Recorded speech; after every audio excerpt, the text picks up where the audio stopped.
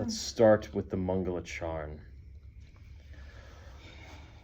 Om Jnana Timirandasya Jnananjana Shalakaya Chakshurun Militam Yena Tasmai Shri Guruve Namaha Shri Chaitanya Manobhishtam Stapitam Yena Bhutale Svayam Rupa Kadamayam Dadati Svapadantikam Vandeham Shri Guru Shri Yuta Padakamalam Shri Guru Vaishnavamscha Shri Rupam Sagrajatam Sahagana Raghunatha Vitam Tam Sajivam Sadvaitam Savhadutam Parijana Sahitam Krishna Chaitanya Devam Shri Radha Krishna Padan Sahagana Lalita Shri Vishakanvitamscha He Krishna Karuna Sindho Dinabandho Jagatpate Gopesha Gopika Kanta Radha Kanta Namostute Tapta Kanchana Gaurangi Radhe Brindabaneshwari Vrishabhanu Sute Devi Pranamami Hari Priye Shri Krishna Chaitanya Prabhu Nityananda Shri Advaita Gadadhara Shiva Sari Gaura Bhakta Vrinda Hare Krishna Krishna Krishna Hare Hare Hare Rama Rama Rama Hare Hare Druvyas cha kripa sindhubhya eva cha patitanam pavanebhyo vaishnavebhyo namo namaha. So we are on Bhagavad Gita, chapter 2, text 39. I think I might need a light. Okay. Do you need a light? Or are you okay? Yeah, I kind of need one if there's one available, but I can manage otherwise. Do you need one? No. I think I see the light It's a little basket. coming to me, coming through me. I don't know how you like it. Do you want one, Mama? If you find them. Otherwise, I don't like them. Am I too rigid in my thinking? No.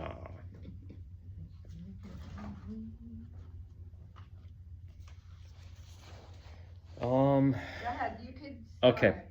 Om Namo Bhagavate Vasudevaya.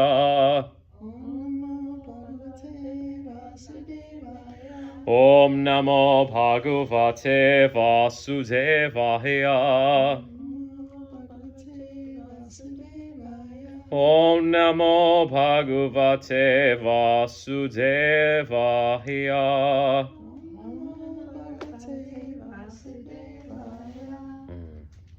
Text 39. She definitely cleaned up too. Eshate. This one, please. Sorry. Take this one, please, Don. I can see. You sure? Yes, I'm sure. What about Maha? I got my phone. Okay, thank you, thank you. I cannot see, so. Okay, sorry about that. Eshate bihita sankhye buddhir yoge tve imam srinu buddhya yukto yaya partha karma bandham prahasyasi. Thus far, I have declared to you the analytical knowledge of Sankhya philosophy. Now listen to the knowledge of yoga, whereby one works without fruit of result. O son of Pritha, when you act by such intelligence, you can free yourself from the bondage of works. Purport. According to the Nirukti, or the Vedic dictionary, Sankhya means that which describes phenomena in detail, and Sankhya refers to the philosophy which describes the real nature of the soul. And yoga involves controlling the senses. Arjuna's proposal not to fight was based on sense gratification. Forgetting his prime duty, he wanted to cease fighting because He thought that by not killing his relatives and kinsmen, he would be happier than by enjoying the kingdom by conquering his cousins and brothers, the sons of Dhritarashtra. In both ways, the basic principles were for sense gratification. Happiness derived from conquering them and happiness derived by seeing kinsmen alive are both on the basis of personal sense gratification, for there is a sacrifice of wisdom and duty. Krishna therefore wanted to explain to Arjuna that by killing the body of his grandfather, he would not be killing the soul proper, and he explained that all individual persons, including the Lord himself, are internal individuals. And they were individuals in the past, they are individuals in the present, and they will continue to remain individuals in the future because all of us are individual souls eternally, and we simply change our bodily dress in different manners. But actually, we keep our individuality even after liberation from the bondage of material dress. An analytical study of the soul and the body has been very graphically explained by Lord Krishna, and this descriptive knowledge of the soul and the body from different angles of vision has been described here as Sankhya in terms of the Nirukti dictionary. This Sankhya has nothing to do with the Sankhya philosophy of the atheist Kapila. Long before the impostor Kapila's Sankhya, the Sankhya philosophy was expounded in the Srimad Bhagavatam by the true Lord Kapila, the incarnation of Lord Krishna, who explained it to his mother, Devahuti. It is clearly explained by him that the Purusha, or the Supreme Lord, is active, and that he creates by looking over the Prakriti. This is accepted in the Vedas and in the Gita. The description in the Vedas indicates that the Lord glanced over the Prakriti, or nature, and impregnated it with atomic individual souls. All these individuals are working in the material world for sense gratification, and under the spell of material energy, they are thinking of being enjoyers.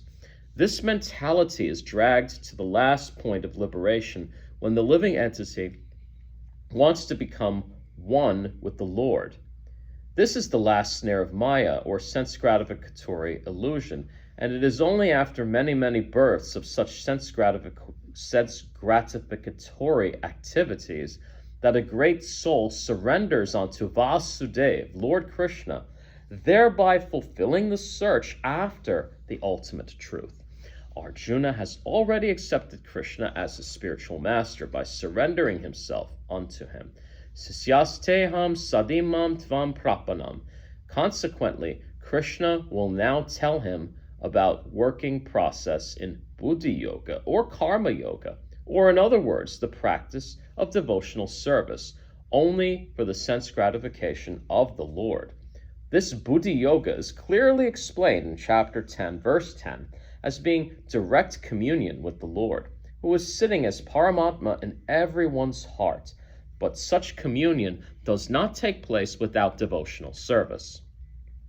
One who is therefore situated in devotional or transcendental loving service to the Lord, or in other words, in Krishna consciousness, attains to this stage of Buddhi Yoga by the special grace of the Lord. The Lord says, therefore, that only to those who are always engaged in devotional service out of transcendental love does he award the pure knowledge of devotion in love. In that way, the devotee can reach him easily in the ever-blissful kingdom of God. Thus, the Buddhi Yoga mentioned in this verse is the devotional service of the Lord. And the word Sankhya mentioned herein has nothing to do with the atheistic Sankhya Yoga enunciated by the impostor Kapila. One should not therefore misunderstand that the Sankhya Yoga mentioned herein has any connection with the atheistic Sankhya, nor did that philosophy have any influence during that time, nor would Lord Krishna care to mention such godless philosophical speculations. Real Sankhya philosophy is described by Lord Kapila in the Srimad Bhagavatam, but even that Sankhya has nothing to do with the current topics. Here, Sankhya means analytical description of the body and soul.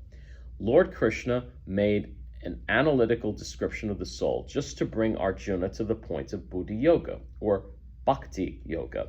Therefore, Lord Krishna's Sankhya and Lord Kapila's Sankhya, as described in the Bhagavatam, are one and the same. They are all Bhakti Yoga. He said, therefore, that only the less intelligent class of men make a distinction between Sankhya Yoga and Bhakti Yoga.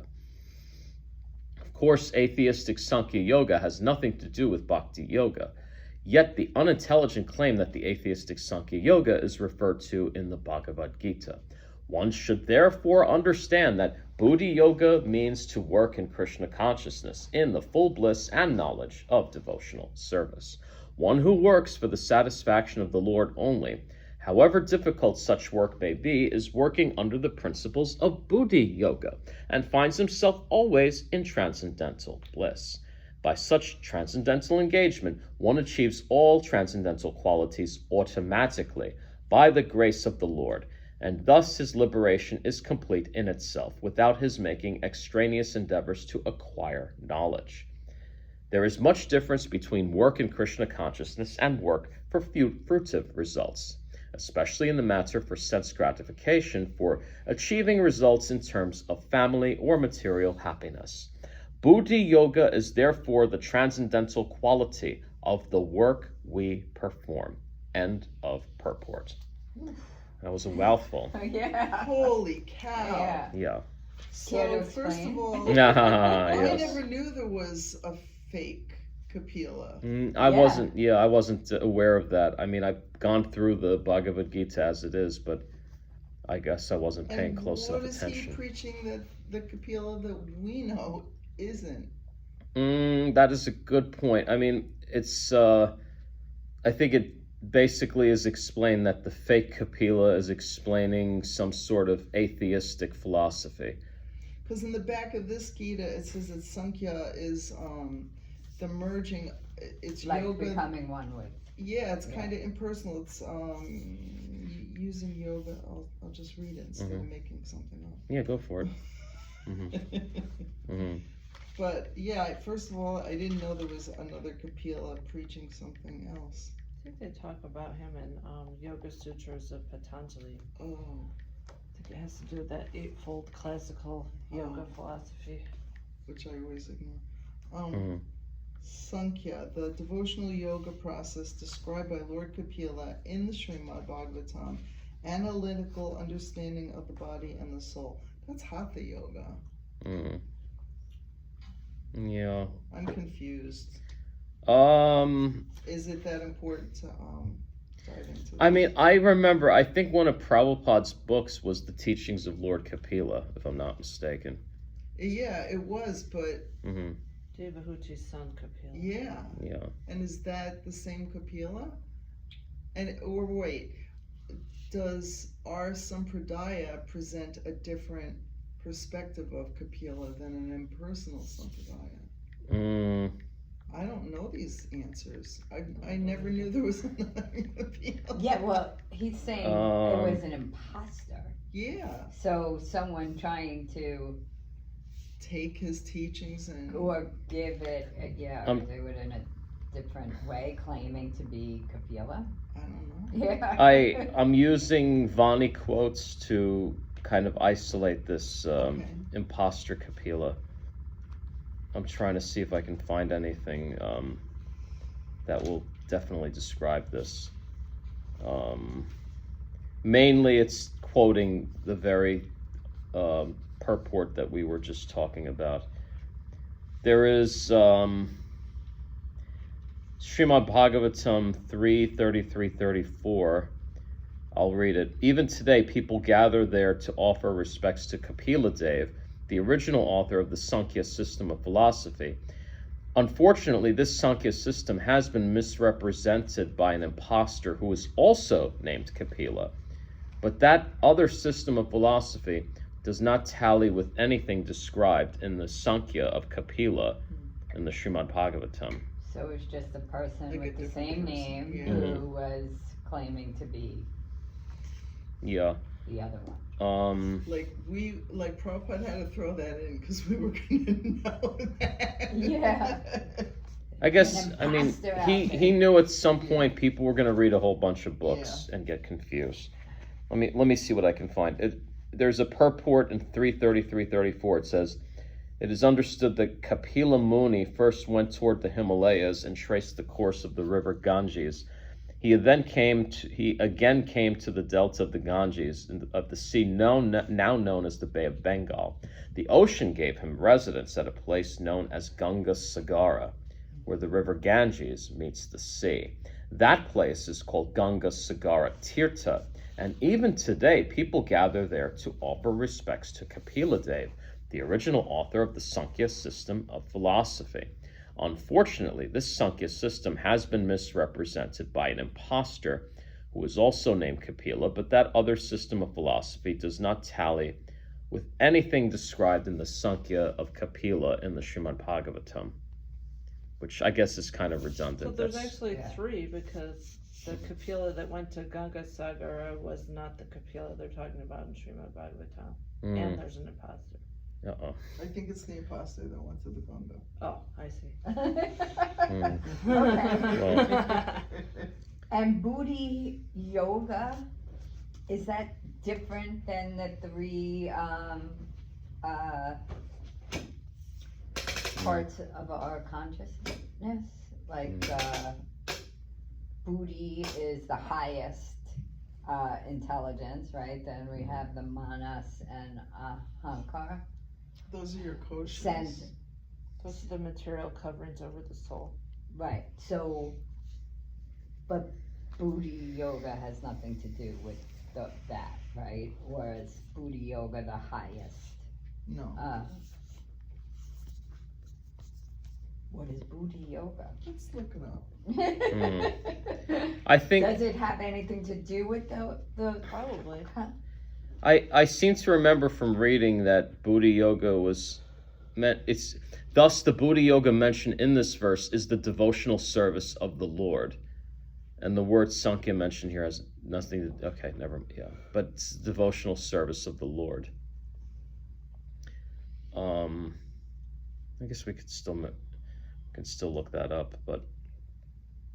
Yeah, it says the same thing. Practice of devotional service, action in Krishna consciousness is Buddha Yoga. See, by such transcend. So If you talk to different people in India, they'll give you 12 different answers on what that means, because everyone has their highest exclusive idea of what something is. You know. So I just want to reread like something toward the end. One who works for the satisfaction of the Lord only, which is devotional service, however difficult such work may be, is working under the principles of Buddha Yoga and finds himself always in transcendental bliss. By such transcendental engagement, one achieves all the transcendental qualities automatically by the grace of the Lord. Thus his liberation is complete in itself, without his making extraneous endeavors to acquire knowledge. So, when we are engaged in devotional service, then at that point, once that is perfected and we become so attached to that devotional service, then, liberation, just the broad concept of liberation, not the merging of our, not the loss of our individuality, but being liberated from the samsara, that kind of liberation, then we're saved in that sense. We may have to come back to do service, but in that sense we are completely liberated. We don't have attachments, and we'll be dedicated to serving Krishna. But like, for example, in the pastimes of Mahaprabhu, all of Mahaprabhu, many of, if not all of Mahaprabhu's associates, they had counterparts. They had their own serving service in Goloka Vrindavan directly with Krishna. Like the 6 Goswamis were Manjaris to Srimati Radharani, and some of Mahaprabhu's eternal associates were like Ashtasakis, the principal 8 gopis with Srimati Radharani. The Panchatattva too. Panchatattva, exactly. So Nityananda's Lord Balaram, the brother of Krishna, and actually Sri Advaitacharya is Mahavishnu. Gadadhar Pandit's actually Srimati Radharani, and I believe Srivas Pandit was oh jeez, who was Srivas Pandit? Excuse me, losing my. He has such a memory. Right. Yeah. Oh, my gosh. Was he Prahlad? I think he was Prahlad. Let me just find out. I have to know this. So I was listening to Wisdom of the Sages, and somebody asked about having deities in the home, and you know. He's Narada Muni, by the way. I'm sorry to interrupt you. Okay. Yeah. How to worship, or how, like, do you just like get a deity of Krishna or get, and Kastuba said, because like when you're really new and you feel like you really don't know what you're doing, he said that to get Nitai Nita, yeah. deity, Original. because He doesn't He'd take take any offense. offenses. No. yeah. Do you think I should do that? Yeah. Wow. I think you should pray for him to come to your house. Okay. But they usually come in a pair, right? Nitai and Gornitai. Some Yeah. people worship Mahaprabhu exclusively. I saw. Well, they so have, for Yeah. me, I don't want, because I feel like I'm always Mhm. having offenses because I don't know what I'm doing. Mhm. So No, like you're to really offensive when you know what you're doing and you do it anyway. They'll have mercy on you if you really don't know. You don't have to worry that much. well, but that's what I'm saying. You think I should have those deities because I want to go to my altar and I want to offer food and I want to offer incense and all that, but I don't have any idea how to do like a real. puja. I can Right. tell you something my Guru Dev said. He said none of us should have deities because we'll make a mistake. So what we should do is get a picture of deities that are properly worshipped every day in the temple and worship that. And then we can partake in the worship that's going on in the temple by simply waving the arati or the incense or something simple, giving a flower, Yeah. you know. Well, I do that. So Yeah, that's I do okay the too. incense. Yeah. That's okay too. I have a picture. But yeah, I kind of like, I really love the, how, that you dress them or you take care of them and really develop that relationship. Then I do don't it. have that, you know? Yeah. Yeah.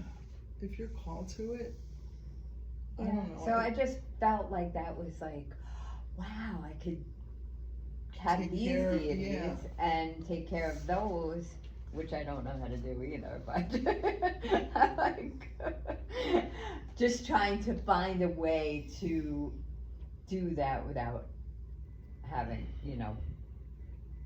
causing offenses. And if they don't take offense, then I kind of feel like they should be with me, or I should be with them. I don't know. I've seen, like I lived in a big community. Everyone had deities in their house, and everyone's children had deities. And I think it's a practice that, like you said, it helps you become attached. Yeah. And that's what deity worship is for, to make you remember that Krishna is a person, that Lord Chaitanya and Lord Nityananda are people, that Jagannath and Subhadra and Balaram are brother and sister, and they interact that way. And I mean, I'm not by far a strict devotee, but I have an altar in my house. I have a TV within the vision of my deities, and most people would say that's like a huge offense, but you know what? most of my deities were given to me. I feel like Krishna came to me. He knows what I'm like.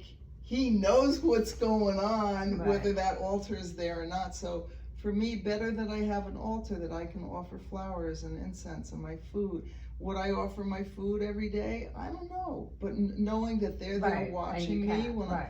I just put my plate out, offer it, done deal.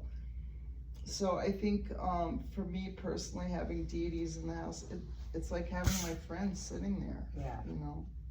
Yeah, I'm so in my head about everything. Like, I just don't want to do the You wrong need to thing. count- Instead of, because you say this a lot, even about teaching yesterday, you're always looking at what you're not doing. Please go home and make a list of all the things you are doing. You're in Bhagavad Gita class on a Sunday morning. You could be in bed sleeping. You put your heart and soul into teaching your classes.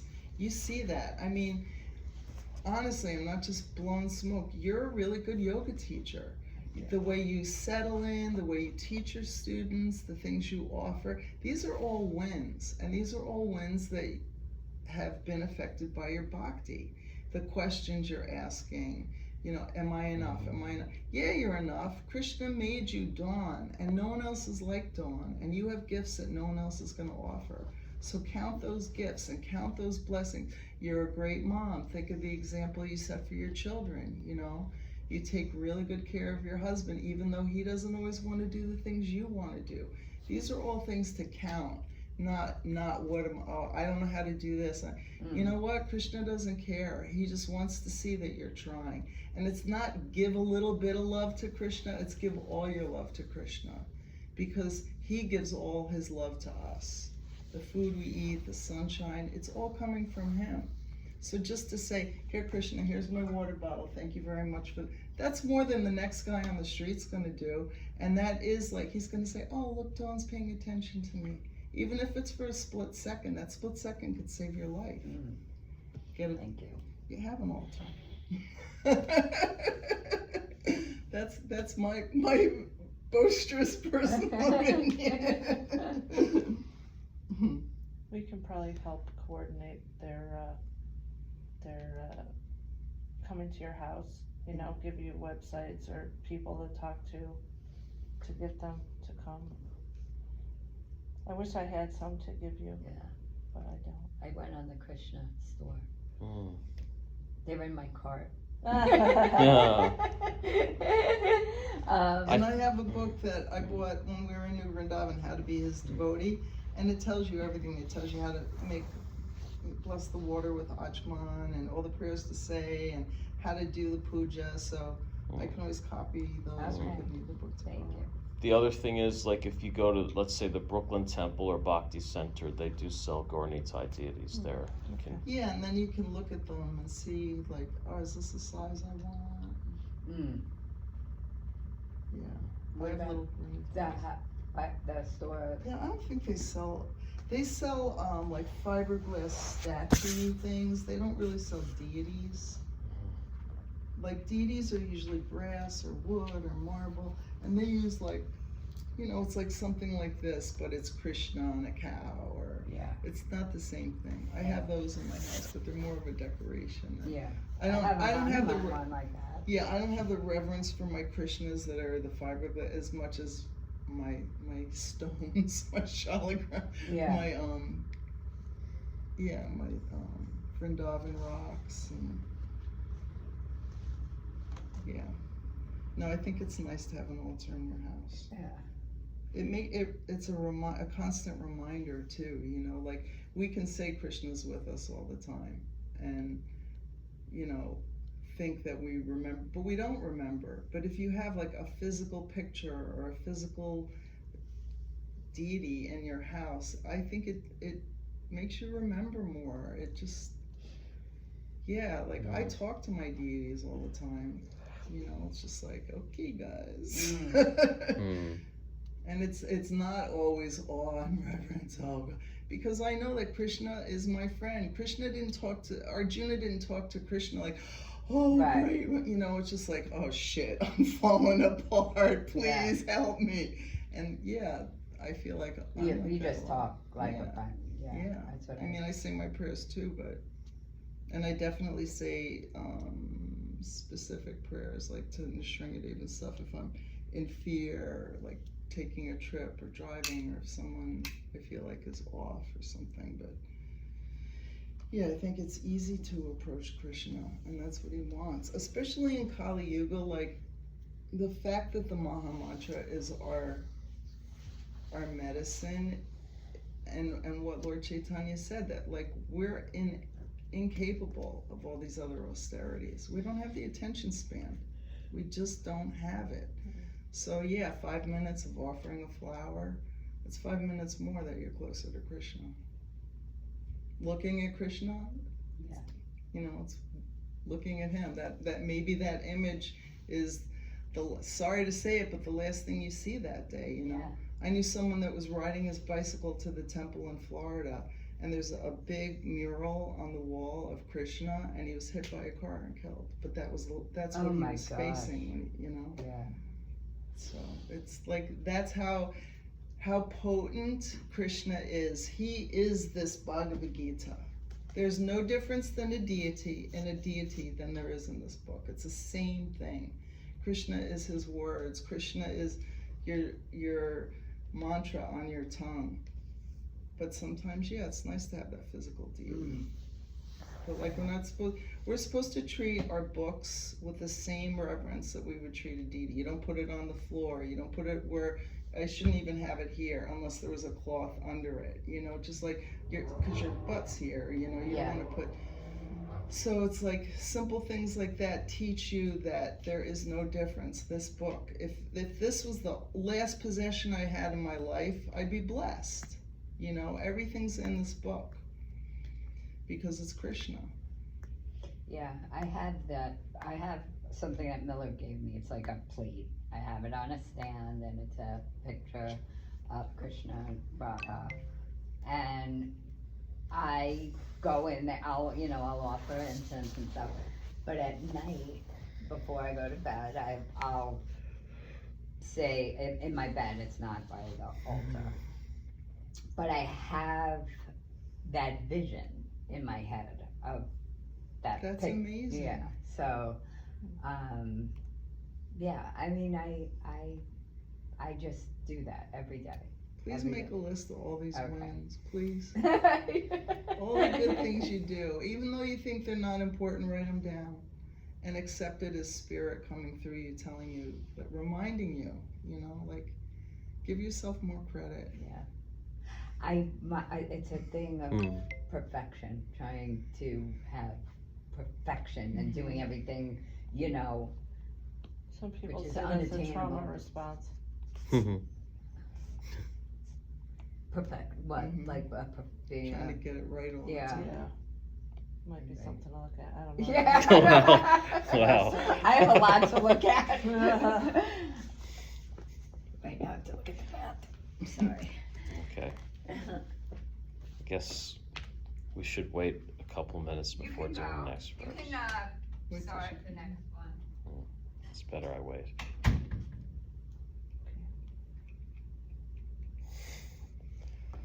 Wow. Nice, What? nice glasses. Oh. I got 2 pairs because they're like peepers. They're like $20. Uh-huh. And I have this really bad habit when I'm in the garden and I'm sweating and my hand and my lenses fill up with sweat, I just throw them in the garden because I'm gonna remember. So I did this with both pairs. These are only like 3 weeks old. I did them with both pairs. This pair I threw mulch over. They're all scratched up. Uh-oh. And this pair got thrown in the dirt. They're all scratched up. It might be time for one of those glasses chains around your neck. Oh, that's a really good idea. Yeah. I always resist it because it makes me look like a librarian, but they're very practical. But yeah, that's a good idea because I can't put them here. They're going to fall out. Yeah, because I just throw them. I just get mad. I'm like, I can't see. Oh, man. Okay, we're gonna do verse. It's late. What time it's does the class 9:37. It's gonna start soon. 10 o'clock. I almost don't want to I because can't I believe feel she- like this is an important verse Okay, here. let's do it. Okay. Thank you. Neha bikrama nasosti pratyavayo na vidyate svaalpam api asya dharmasya trayate mahato bhayat. In this endeavor, there is no loss or diminution, and a little advancement on this path can protect one from the most dangerous type of fear. Purport: activity in Krishna consciousness, or acting for the benefit of Krishna without expectation of sense gratification, is the highest transcendental quality of work. Even a small beginning of such activity finds no impediment, nor can that small beginning be lost at any stage. Any work begun on the material plane has to be completed, otherwise the whole attempt becomes a failure. But any work begun in Krishna consciousness has a permanent effect, even though not finished. The performer of such work is therefore not at a loss, even if his work in Krishna consciousness is incomplete. 1% done in Krishna consciousness bears permanent results, so that the next beginning is from the point of 2%, whereas in material activity without 100% success there is no profit. Ajamil performed his duty in some percentage of Krishna consciousness, but the result he enjoyed at the end was 100% by the grace of the Lord. There is a nice verse in this connection in Srimad Bhagavatam. Tyaktva sadharmam charanam bhujam harer bhajan na pako ta patet yato yadi yatrakva vabhadram abhud amusyakim kovarta apto bhajatam sva dharmataha. If someone gives up self-gratificatory pursuits and works in Krishna consciousness and then falls down on account of not completing his work, what loss is there on his part? And what can one gain if one performs his material activities perfectly?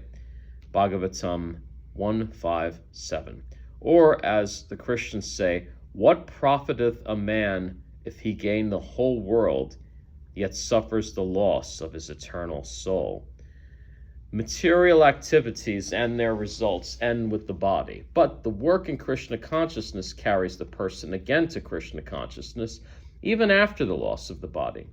At least one is sure to have a chance in the next life of being born again as a human being, either in the family of a great cultured Brahmana or in a rich aristocratic family that will give one a further chance for elevation. That is the unique quality of work done in Krishna consciousness. End of purport. So, so basically, whatever we do, like today we're learning Bhagavad Gita, we do kirtan many times, we're doing all these activities. They're going, and most of us have taken initiation here. So if we don't make it in this life, we will have the opportunity in the next life. And we look in the lives of Mahaprabhu's associates, for example. You see, like, Raghunath Das Goswami was one of the 6 Goswamis. He was born in a rich aristocratic family, very wealthy. And he had all these conveniences. He was very wealthy. I think he had a beautiful wife, but he still wanted to be with Mahaprabhu, and he wanted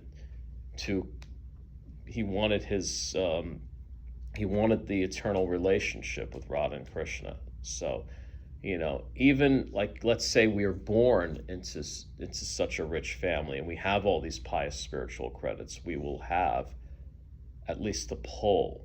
We'll have opportunities. Even if we're not born in that family, we'll still have the opportunity. Krishna will give us those opportunities to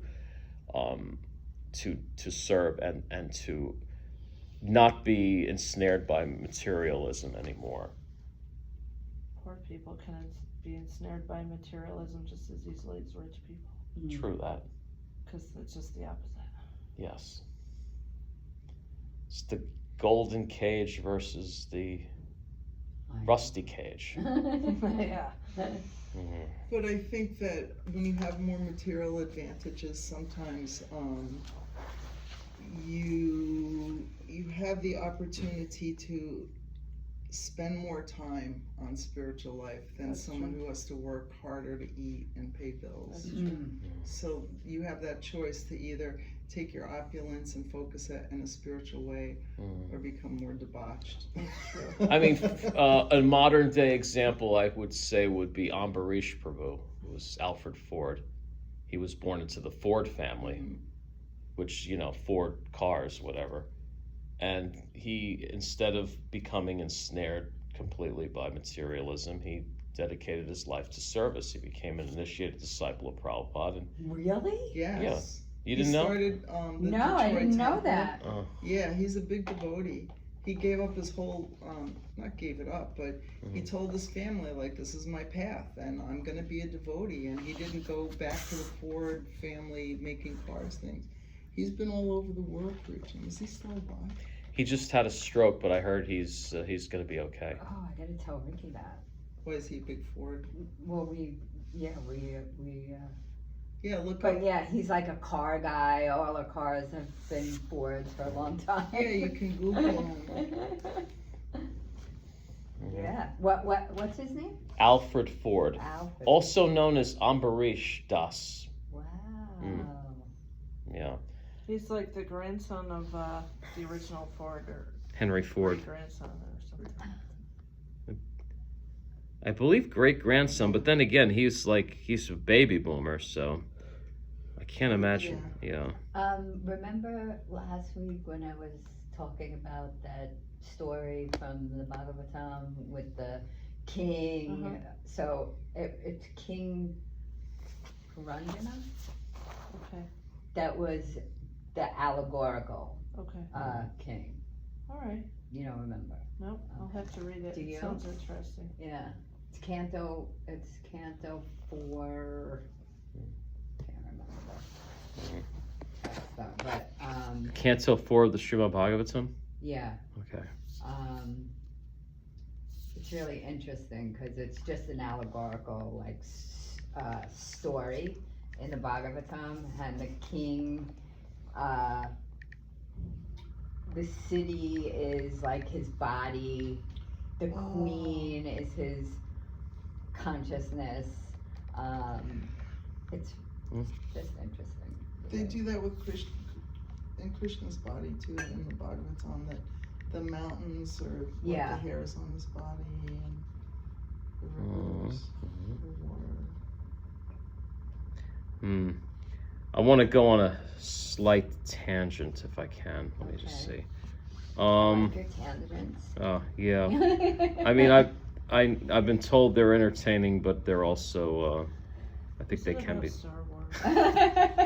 No. He does that. It's like so. Or Quantum Leap. Quantum Leap.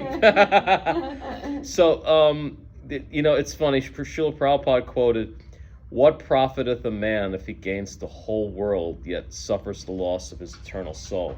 I don't know. Are you familiar? There was a play and also a movie called Man for All Seasons, and it was about St. Thomas More, who opposed the King Henry VIII. Oh, hi, Nancy. Good morning. I can't even believe I overslept. I had a baby shower right after this that I never packed for last night. My alarm was set That's why I for have that. 6:30. Slept through. I guess I shut it off. I don't know. That was me last week. I woke Don't up. be this week coming up. But Sai, Yes. the weirdest Never. thing was I opened my eyes. Uh-huh. I was like, you know, when you have that moment of where am I, what happened, right? Shit. So I open my eyes and I look and it's 9 o'clock. I'm like, what? And while I'm looking at my phone, beep beep, and it's him at the same exact time. Are you coming? I'm like, what? Like, I was so confused. I grabbed a dress. I don't know. I have to be in Bayshore at 11:30 for a baby shower that I totally forgot about. Oh, Oh wow. boy. So I'm like, I feel so off now that I missed this. That was me yesterday. Oh, yeah? Plan Yeah, is it's good, off. damn it. Yeah, that feeling of being off, just that I'm it like, just I'm still not sure where I am Yeah. and how I got here. it's just I don't My always, life every day. you know what? Remember when you overslept for school and then you had Yeah. to go in late? That's exactly how I feel right now. Like like you have this like weird disappointment about yourself. Like, yeah. how did you do Well, that? I never felt that way about school, but like work I did.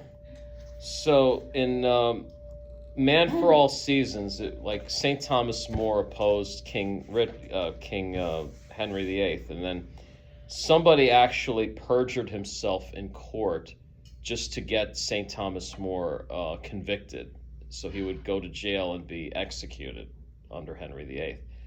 So and that person later went on to become the Chancellor of England, or something. Yeah, no, actually, he got another job first. Like, no, he got the Attorney General for Wales. That was his first job. That was his reward for perjuring himself against Thomas More. And then, Oh, so people knew he was perjuring himself well, I think not everybody, but enough people knew. to give him that. So then, like, so St. Thomas More, on the way out, like, he saw there was a pendant on his around his neck. Richard Rich was the name of the guy who perjured himself. So he looks at and he says, "What is this?" And then somebody said, "Well, Sir Richard, he just got the job as Attorney General for Wales." And then Thomas More, he immediately put two and two together and realized that was his reward for perjuring himself. So he says, "Why, Richard, it profits a man nothing to sell his soul for the whole world, but for Wales." Oh, that's where that comes from? Yes. Well, I mean, it's it's in the Bible, but then he ended up quoting it. Oh, he quotes the Bible. He quotes the Bible. But that really resonated with me when I saw that movie when I was 14 years old. What movie is it? A Man for All Seasons. I think every Catholic should watch that movie. Really? Oh yes, yeah. What if definitely. you're not Catholic? Or even if you're not Catholic, it's a good. But I'm saying especially Catholics because he's considered a martyr and a saint by the Catholics. about? Thomas More. Isn't he the one that helped Henry VIII change the laws? Or No, he didn't help him. He pretty much opposed him. oh, he's the one that opposed him. And Yeah. and that's why they beheaded. That's why they beheaded him. So, I mean, I guess that would be a cautionary tale for doing your material actions and not considering the spiritual aspect. But of course, as we say, that whatever we do for Krishna will never be forgotten in our future lives. It'll be retained. Karma burns. Good karma and bad karma burns. We're going to lose good karma. We're going to lose bad karma. It's temporary. Sukriti, for what we get from Krishna, punya and sukriti, that will stay with you. What's the difference? What stays with you and what's your karma? Like what? Well, it's material actions. We do things for ourselves, for our own gratification. Even if we do things for others, and if it's ultimately for our joy. Oh, that's the good karma. Yeah, but if we do things for Krishna, That stays. that will stay with us. Without expecting anything in return. Yeah, it has to be free of. No karma if it's bhakti. Right. Devotion to, in service to Krishna first. Right, exactly. What did you guys get to today? 2 verses, 39 and 40. All right, I can watch. Yep. Or I can listen to it on my way to the baby shower, actually. Yes. Same bat time, same bat The channel. first verse had a very long purport, and it was a little confusing, so Yeah, Yes. she spent a lot of time there. talk about that. It's a very long purport. I needed a glass of water. I didn't bring one with me. Oh, all right. So Jean Lee, who is here,